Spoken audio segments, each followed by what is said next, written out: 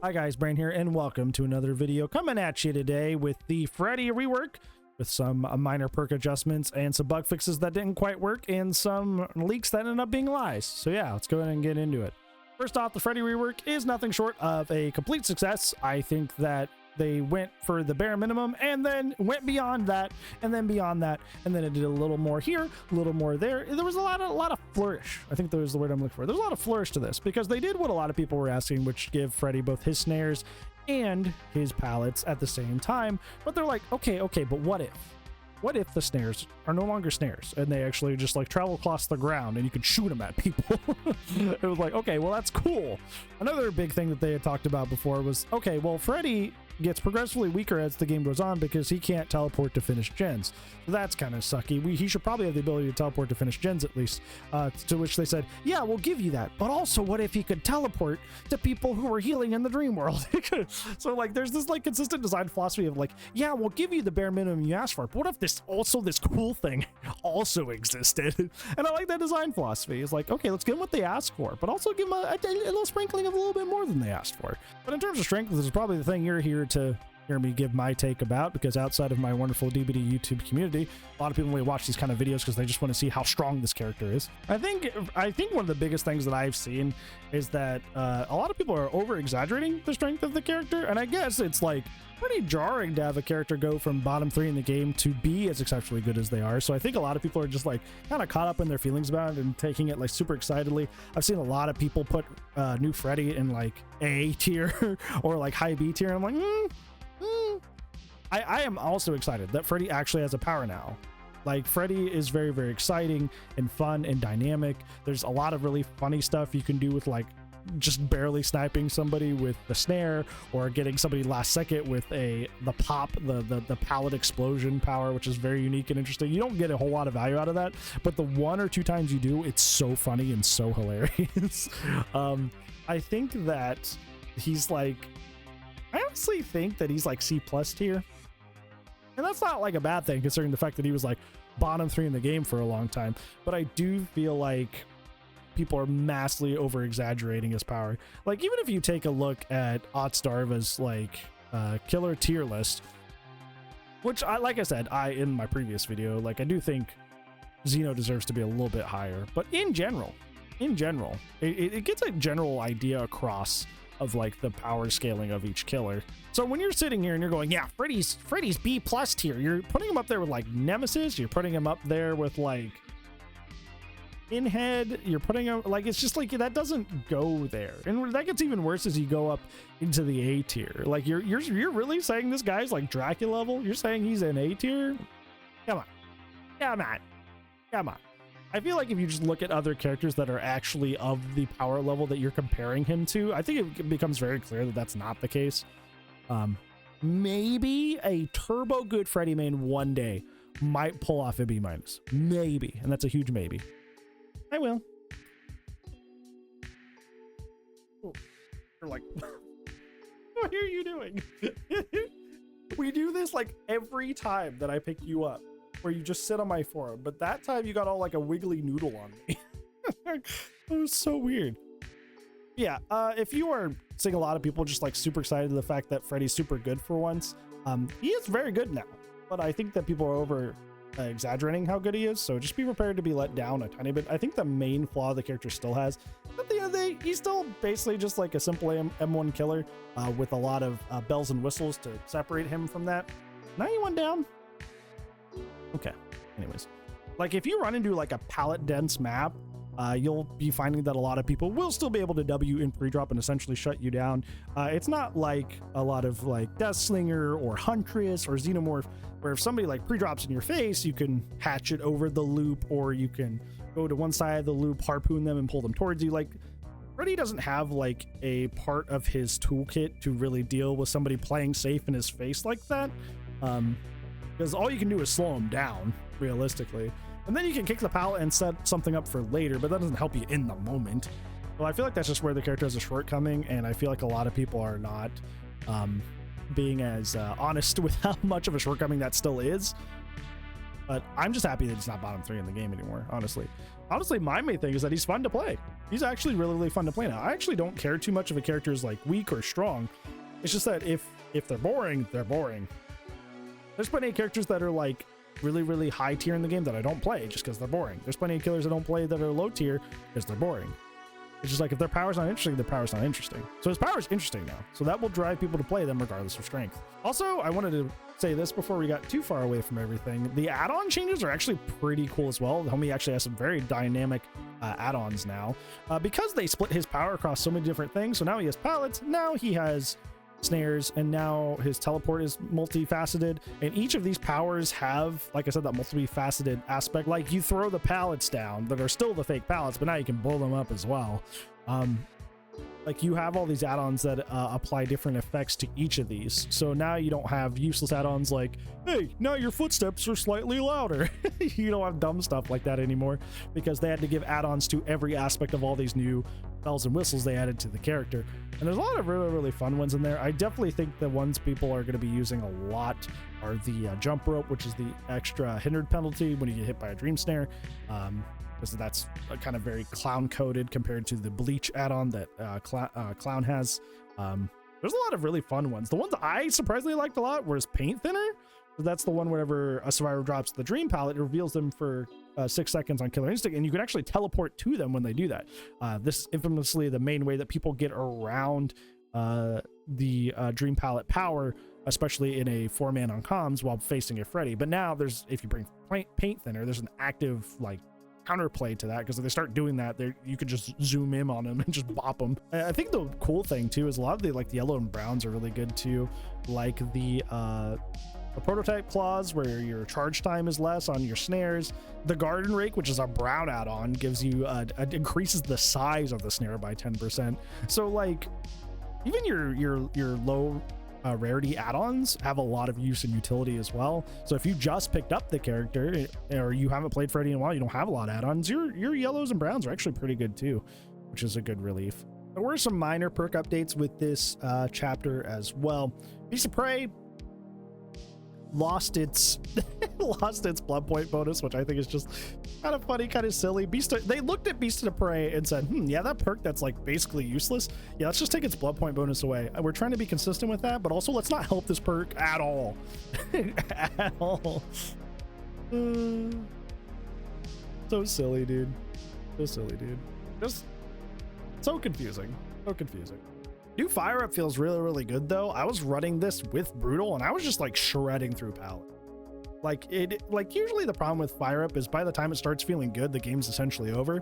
But I was really feeling Fire Up start affecting my chases and being a benefit to me at around like 2 to 3 gens. And that's where you really need to start bringing it to the survivors and getting somebody out of the game. I think that actually balances the perk fairly well. Remember Me also got buffed.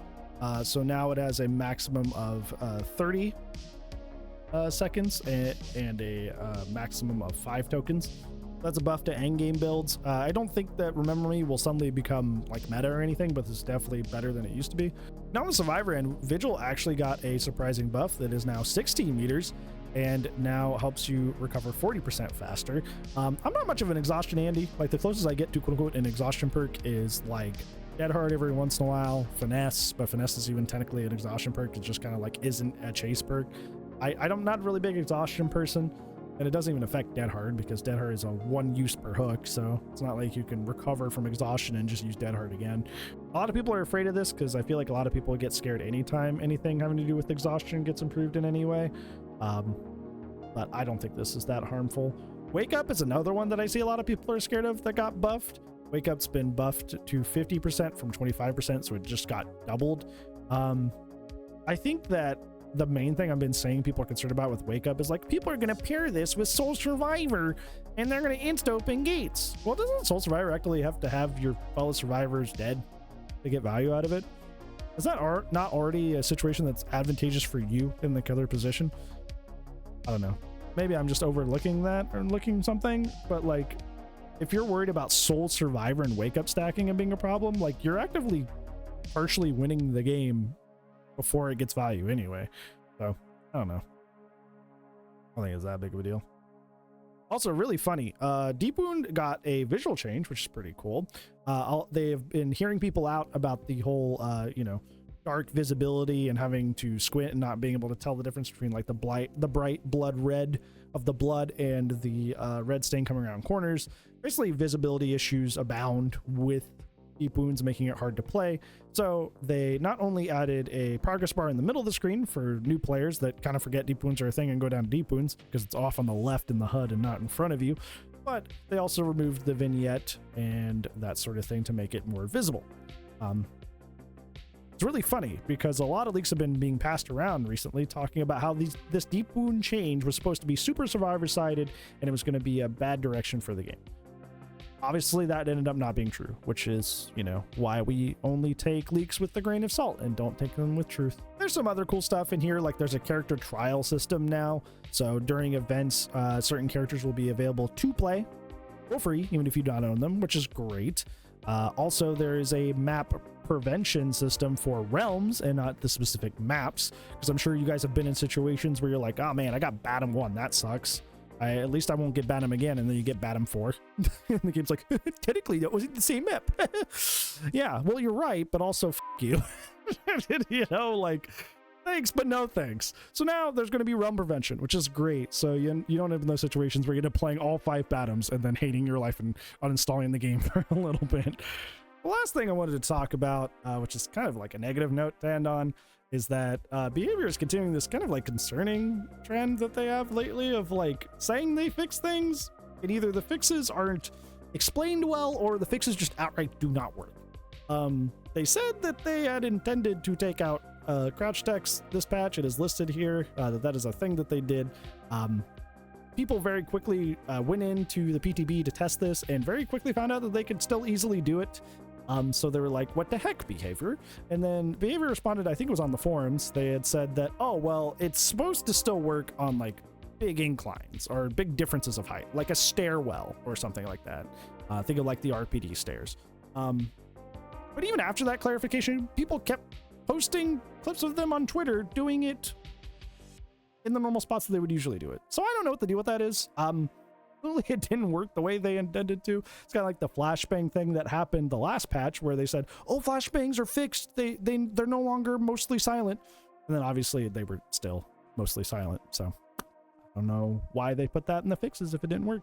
Another example of this is the Spirit Husk. The Spirit Husk has had an issue for, I don't even know how long at this point, months and months of you being able to hear your Husk when you're phasing, which is not supposed to be a thing because if you didn't know, Spirit is completely an auditory-based killer. It's all about auditory tracking because you don't get to see the survivors when you're phasing. So the fact that you can hear your own Husk is completely distracting and kind of throws off the ability to play the killer pretty severely. They said they fixed that, and that is also not fixed. It is just quieter. It is not at all fixed. It's just not as severe. Well, I don't know. I don't know. I was having a conversation about this before I streamed today, before I played the PTB. Somebody in the Discord was talking about how they were confused why behavior, not why behavior, but why we as a community are so rough on behavior when it comes to the labor of love award thing. And I'm like, yeah, they do regular updates to their game. That is a thing, and that is part of the things that go under labor of love award. It's like a game that's been going on for a while that gets regular updates. But when your regular updates are of extremely varied quality, often poor quality, yeah, that doesn't really signify labor of love to a lot of people. Hey guys, we fixed this. We immediately log in. No, you didn't. No, this is still broken. oh yeah, sorry. It was pretty embarrassing, I guess would be the way to put it. It was pretty embarrassing because Reoxium, who is well known for being a Spirit main, posted that about this issue, and the behavior's official Twitter was like, hey, this is fixed in the PTB, don't worry. And then Ray immediately posts a video back that's like, oh no, it's still in there. Nope, that Spirit House bug is still there. And it was just so like, ooh, secondhand embarrassment. Oh. Yeah, that's the kind of stuff we're talking about when they're like, okay, you're number 5, everybody. You're number 5. Labor of love. Let's go. And we're like, homie, like half the fixes you try don't even work. Like, like I love you, DBD. You're a fun, quirky little game that I will play probably till you're dead. But like, let's not pretend you're like the standard of quality here, guys. Let's not pretend this is a labor of love. This is we're doing our best, and I don't know. Sometimes it works, sometimes it doesn't. Sometimes we get great stuff like the Freddy rework, but then all the fixes don't work, and then I don't know, for some reason Nurse only looks down when she blinks. Dude, I had a bug today. Speaking of that, I had a bug today where I was on Nostromo and there was a specific tile, it was part of the fallen ship, where every time I would walk by it, I would start bouncing and I could not move. Like my character would start bouncing up and down and I could not move. And apparently I didn't find this out till later, but the Freddy that I was facing, every time they would go to the exit gates, the same thing. They would start bouncing on the exit gate. I don't know what that's all about. I don't know how that happens. It was like every single time, like clockwork, I would go by that tile. Suddenly my character would start bouncing in place and I could not move. Who knows? It's just, but it is what you are, and you can't hide who you are. So yeah, that's your takeaway for today. You can't hide who you are. Yeah, all in all, Freddy update, great. Perk updates, not really that offensive. The bug fixes didn't work. I'm sure you're kind of used to it by now. I'm actually pretty curious what you think about the Freddy power scaling, because I know a lot of people are kind of like, oh my gosh, Freddy's the best thing ever now. And I would like to see, do you think he belongs in A tier? Or do you think you're like me, where he's like, C+ tier, maybe by the best players, maybe B-, maybe. Let me know down in the comments below, and that's gonna be it for today's video, friends. Thank you so much for watching, and hopefully I will see you in the next one so I can try to make your day better. If I do not, I will see you when I see you. Goodbye.